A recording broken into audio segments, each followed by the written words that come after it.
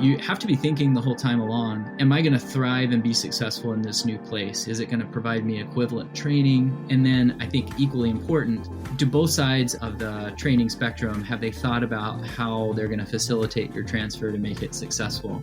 That's Dr. David Savage, hematology-oncology fellow at Scripps Clinic in California. On today's episode of Making the Rounds, Dr. Savage talks about his experience transferring residency programs after 2 years. He also walks through the steps of how to do it in case you find yourself in similar circumstances. Here's AMA senior news writer Brendan Murphy. Hello, and welcome to Making the Rounds. I'm Brendan Murphy, senior writer at the AMA. Today, I'm talking with Dr. David Savage, a hematology-oncology fellow at Scripps Clinic in California. He is an AMA member who serves as speaker of the Resident Fellows section. Welcome to the show, Dr. Savage. How are you today? I'm doing really well. Thanks for having me. We're excited to have you. Today, we're going to be talking about how to transfer residency programs, which Dr. Savage is uniquely qualified to discuss, having done it. Give us a little background. What prompted your desire to change residency programs, and how did that process work? Well, it was not part of my original plan. I was really happy with the program that I was in. I was at the Cleveland Clinic in Northern Ohio, and I was nearly at the end of my second year of an internal medicine program. But my spouse was applying to graduate schools across the country in public health, and she got into her preferred program, which was at UC San Diego, and she was accepted in March of 2020. And it was a really great opportunity for her. So we were trying to navigate how we could get her to her goal of be able to move to San Diego to do this program. And we also recognized that there could be a lot of stress if we try to be in two different places throughout the following year. So I started exploring ways to try to transfer to a program closer to where she was going to be a student. This is an episode of the Meet Your Match series on Making the Rounds, and frequently the episodes discuss matching in the context of a formal process through the NRMP, which has rank order lists and match day and facilitates the process. What is a significant difference is there's no match for transfers. Correct. Compared to the traditional process, how did the transfer process work for you? Well, it's a totally different process entirely. Even 2 years into my program, I was still bound by the NRMP match agreement. And so when I reached out to the program in San Diego, which was the medicine program at UC San Diego, I got a response from the program director pretty quickly. But I remember the first thing she said was, we do have a spot. We are willing to talk with you, but before we can even talk further, you need to talk with your program director, get her buy-in on this and make sure she's okay with us talking about a transfer.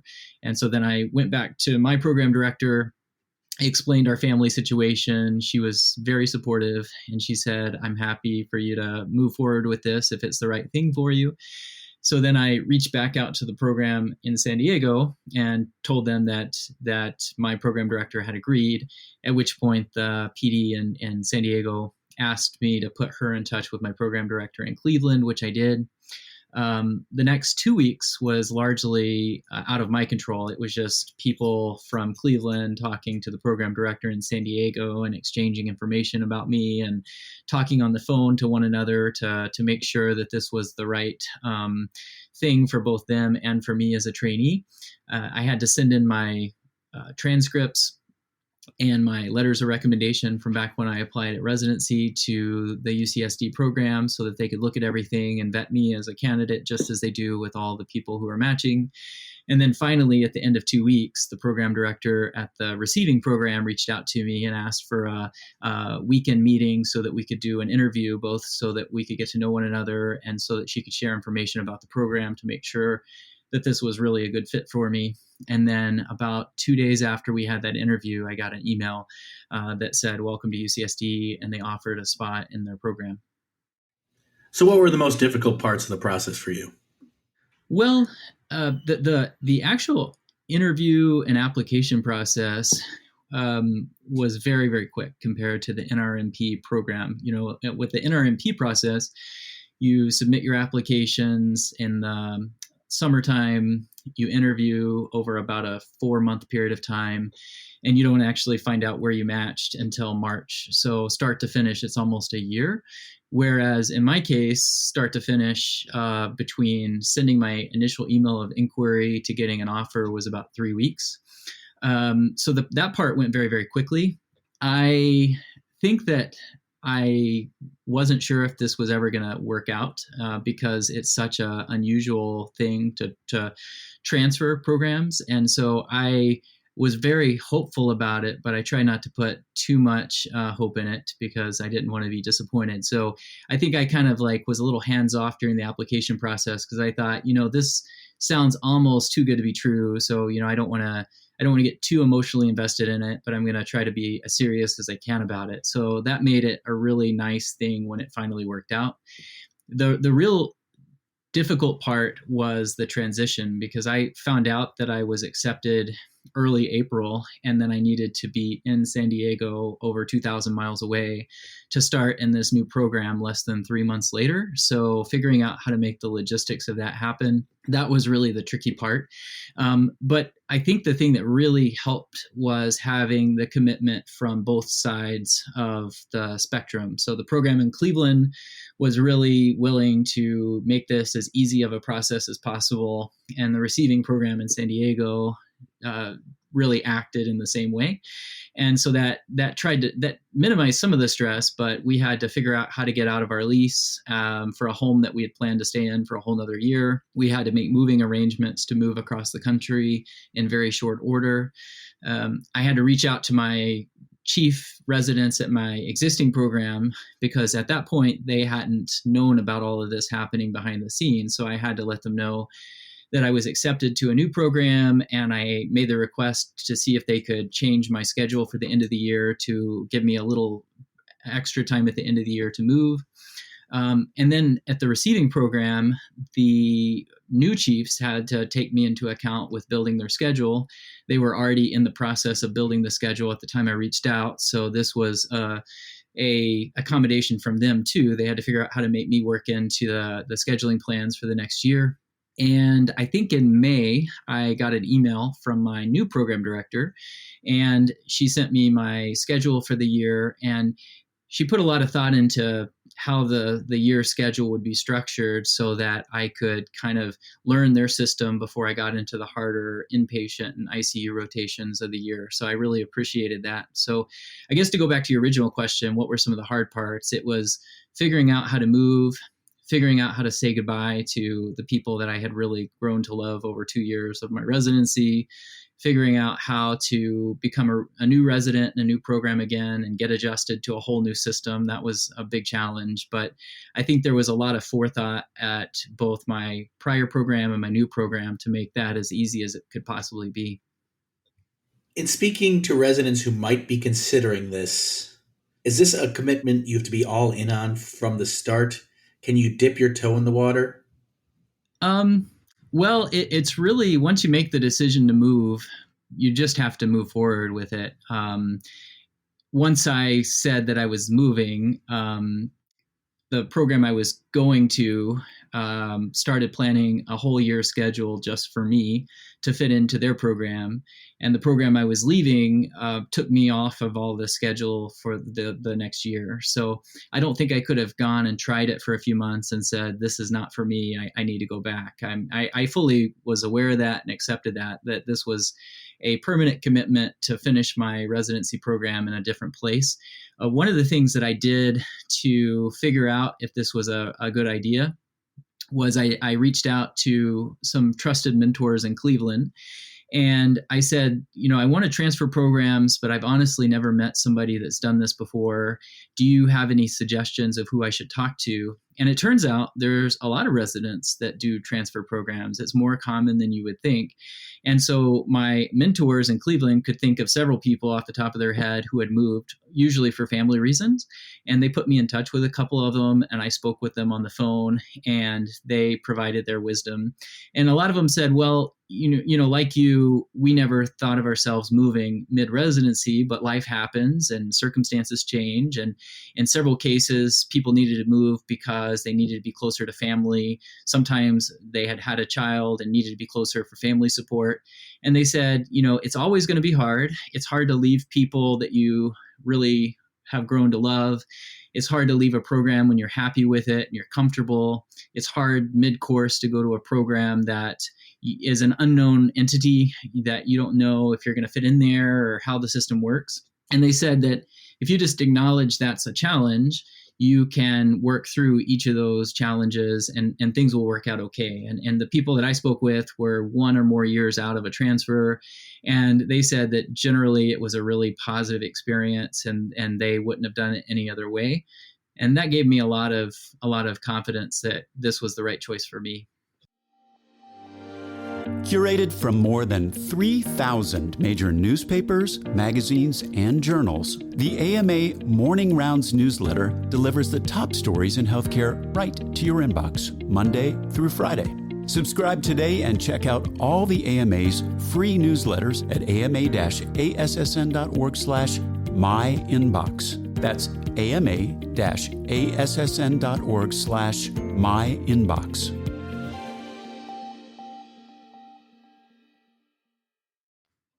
You had a limiting factor in your search, and that was that you wanted to move to a certain geography. How did that impact your approach to it? And was there a part of you that said there just might not be an opportunity here? Yes and yes. I really wouldn't have even considered a transfer had our family circumstance not changed. I was really happy where I was, and I'd never even considered a transfer when I started residency. But I didn't really want to be separated as a family for a year. So that really pushed me to think about moving to the same city as my partner.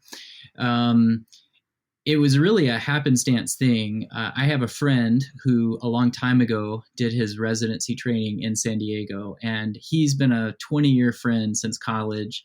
And he just happened to call me at the time that we had gotten my wife's acceptance letter to UC San Diego. And he's actually the one who threw out the idea of me reaching out to his old program to see if they had a spot. I had, at that point, not met many people who had transferred. So it didn't even occur to me that that's something that I could initiate on my own. And it was really my friend saying, oh, it's worth a shot. You should try. That made me send the initial email. Because I think about that interaction a lot. Like if this guy had not reached out to me for just the reason of catching up, and if I had not mentioned this to him, I probably never would have emailed the receiving program to see if they had a vacancy for me. So that really limited where I chose to target my search. But overall, once I reached out, things went pretty smoothly after that. What are the timelines residents who are considering a transfer should be aware of? Well, I think if you need a transfer for whatever reason, the sooner you can reach out, the better. I got doubly lucky that about 3 or 4 weeks before I reached out to UC San Diego, they had a resident unexpectedly leave their program because she was offered a position in a specialty that she had wanted to transfer into. So they had this unexpected vacancy that they had not anticipated. Normally, if a resident's leaving a program, that position that's vacated would be put into the match and would be filled through the match. So in any other circumstance, there wouldn't have been a vacancy for me to move into. And I just got very, very lucky that a vacancy had presented itself at just the right time. So in other words, if somebody needs to transfer and knows maybe a year in advance that this is something that they need to do for whatever reason, it behooves them to go ahead and reach out to programs where they're looking to see if that program anticipates a vacancy in the next year. And that way that spot doesn't get filled through the match process. You transferred because of family circumstances. It sounded like the person you replaced transferred because they weren't in the specialty of their choice. Is there a bad reason to transfer? I'm sure there are. I could imagine somebody maybe moving because they think the prestige of one place is superior than the place they are. I would say that is not a strong reason to transfer, because as I've learned to appreciate through 3 different training programs, what really matters besides the clinical training you're getting is what the community is like in the program that you're in. So if I were in a program that I was really happy with, like Cleveland Clinic or like UC San Diego, and there was another program that, I don't know, had some perceived prestige factor that was higher, I personally wouldn't, try to initiate a transfer for that reason alone. Because if you find a place that you're really happy and the community treats you really well, I mean, that is priceless, and that can make 3 or more years of training really comfortable if you have people that you enjoy working with. Did transferring disrupt your training? It did not actually. I was worried about that. I was going to be applying to oncology fellowship the year that I moved, because just like residencies, you apply for fellowships a whole year in advance. And the program director of the program I was going to, she was acutely aware of that too. So I remember during our conversation, she said, "I can see from your CV that your plan is to apply to oncology fellowship." And she said, "Have you thought about how this move could affect things for you?" And I said, "Well, I've already begun working on my personal statement. I've already reached out to people for letters of support." I said, "I can ask for a letter of support from my program director from my prior program, since she has had the chance to get to know me for a couple of years." And on account of that, I felt like my application wasn't slowed down at all because of the transfer. In addition to that, at the program I was going to, because they knew I was applying for fellowships, they did a lot of work to make sure that my schedule was set up for success. My first month of my third year, I did an inpatient rotation just to get to learn the system. But then the next 2 months, I had these very immersive oncology and hematology rotations so that I could meet the HEMONC faculty at my new program, and so that I could do a lot more career exploration to make sure that HEMONC was the right choice for me. It also gave me time to take time away to do that interviews for fellowship. So overall, I was in the process, a year-long process of getting to my next step, which was a fellowship, but I felt like things moved along very smoothly and were not interrupted just because I transferred. What advice would you offer residents who are transferring or considering the process even? Well, I think there are a lot of factors to consider. One is you really have to think about, why am I transferring, and is that an essential thing for me? For us, it felt pretty essential because getting to be in the same place and training in the same city was super helpful. And in hindsight, I wouldn't have done it any other way. So I think first you have to establish, is moving either across town or across the state or across the country, is it something that's vital for me to do? Number two is, I would have a conversation with your home program first, because everybody has this binding agreement with NRMP. And the last thing you want to do is just go reaching out to programs outside of your home program and be accused of violating your match agreement. So it would be best to talk to your program director at home and make sure that he or she is totally fine with you reaching out to other programs. Also, if you reach out to your home program first, they may know of other programs within your specialty that are seeking a transferring resident, because I think a lot of people would be surprised to know that transfers happen more often than you can imagine. And the program directors speak to each other through mailing lists, and they might be advertising vacancies that they're trying to fill. So it might save you a lot of time and effort if you talk to your home person first, and that person puts you in touch with programs that are looking for transfers. And then if you go down the process of reaching out to a program, you initiate the process like I did of interviewing for a transfer, and let's say that they offer you a spot, you have to be thinking the whole time along, am I going to thrive and be successful in this new place? Is it going to provide me equivalent training? And then I think equally important, do both sides of the training spectrum, have they thought about how they're going to facilitate your transfer to make it successful? I felt like, especially when I was speaking with my receiving program, they were putting a lot of thought into how to help me adjust into a whole new health system, how to integrate me into a whole new residency class, how to build a schedule to help me learn the ropes before I had to lead a team as a senior resident. And I could imagine a lot of ways that could have been set up in a way without a lot of forethought that would have made the whole process so much harder. So I think about my whole journey a lot and how thankful I am that it went as smoothly as it did. But it wasn't just because of me. It was because of a whole lot of other people really thinking about how to help me thrive as a trainee. And they took care of a lot of logistical details that I didn't have to worry about.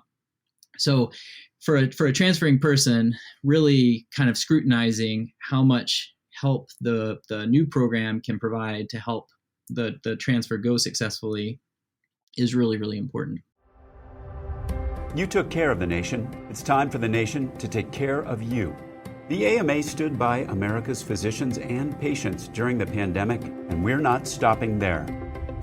We're fixing prior authorization, leading the charge on Medicare payment reform, supporting telehealth, fighting scope creep, and reducing physician burnout. It's time to rebuild, and the AMA is ready. To learn more about the AMA Recovery Plan for America's Physicians, go to ama-assn.org/time to rebuild. Do you have any other thoughts on this topic for our audience? I remember when I went through this journey about 3 years ago, it seemed pretty intimidating because I hadn't met many people who had transferred, and I was really comfortable where I was, and I really liked my program. And the idea of kind of going down this road that few people had gone down, at least from my perspective, it was scary and it was intimidating. And I think that change is always going to be that way. But some of the best advice I got a long time ago from a mentor was, when life presents you with an opportunity, you should vet that opportunity. You should scrutinize it based on all the information you have at the time. But if the pros generally outweigh the cons, don't be afraid of taking a risk. And that's really the mindset that I went into this with. And I knew it was going to be stressful at times, and I knew there was going to be some uncertainty about how things were going to work out. But I kind of surrendered myself to the process and had a lot of trust in everybody involved, the program taking me on, the program helping me leave. And I said, if they have talked to each other behind the scenes, if they think that based on my profile as a physician and as a trainee, they can help me be successful, they have been in this game a lot longer than me, and I should just trust and have confidence in them. And that's what I did. And in hindsight, it really worked out great. And I wouldn't have done it any differently. So to the person who is listening to this podcast, who is contemplating a transfer for whatever reason, if you get so lucky to be offered a spot to transfer, I think you will have these same insecurities about it. You'll have some regret about leaving where you are. You'll have some fear about where you're going to and how that's going to all work out. But it's okay to have those feelings. I felt them, but I can safely say a few months in, I felt right at home and felt very comfortable and was happy I did what I did. And I hope that anybody listening to this who does this feels the same after you do your own transfer. Well, I'm sure our listeners will be glad at those reassuring words. Thank you so much for joining us today, Dr. Savage. You're very welcome. Thanks for taking the time to hear my story. This has been Making the Rounds. I'm AMA Senior News Writer Brendan Murphy. Thanks for listening. The AMA is here to help you master the process to secure a residency match. Learn more at ama-assn.org/meetyourmatch. Thanks for listening.